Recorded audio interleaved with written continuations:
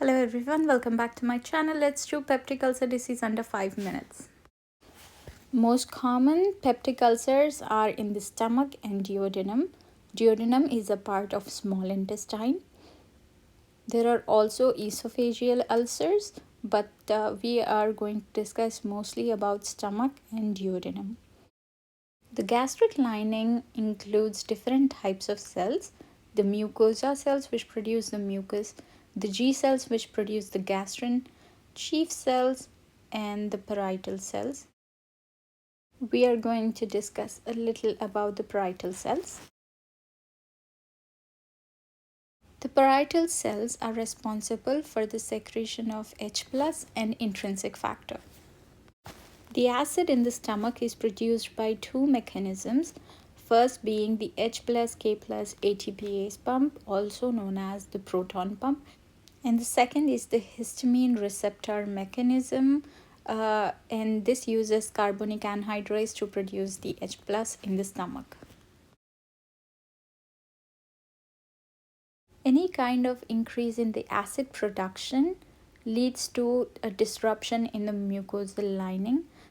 When the epithelial lining is damaged, it is called as the ulcer. So first is the disruption, then the erosion, and if it is completely perforating the lining, then it is a deep ulcer.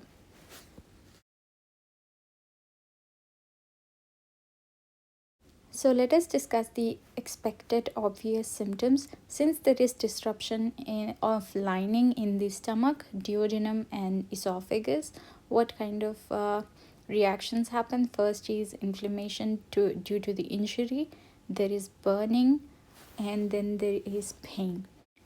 So the pain is dull pain, and the inflammation causes bloating. The burning feels like heartburn. Ulcers in the esophagus cause difficulty in swallowing, retching, and also nausea. And in case of intestine, there is bloating, dark stools known as melena. Let us discuss the common causatives of peptic ulcer disease. First is an infection by H. pylori. Second is the use of NSAIDs. Third is smoking, and fourth one is stress.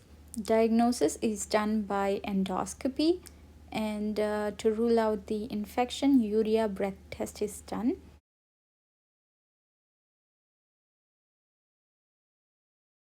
The other reasons for the peptic ulcer disease include chronic alcoholism, gastritis, and Zollinger-Ellison syndrome.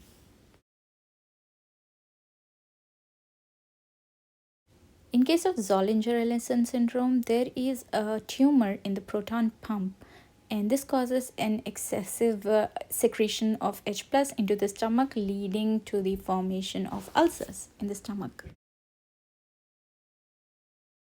To treat NSAID-induced ulcer, we are going to stop the non-steroidal anti-inflammatory drug and then add proton pump inhibitors for 14 days.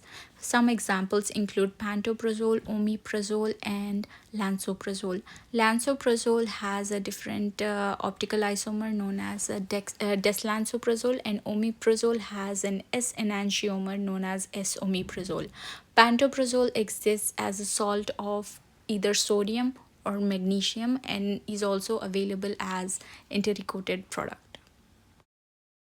The approach is slightly different while treating an H. pylori infection, which is really common in the duodenum. A quadruple therapy is used to treat the H. pylori infection. It includes 3 antibiotics with proton pump inhibitors. So the antibiotics are as follows. To be sure that it is an H. pylori infection, an endoscopy is done, a urea breath test is done in case of gastric peptic ulcer, and a fecal occult blood test is done in case of duodenal ulcers. That's it for this video, guys. Please like, share, and subscribe.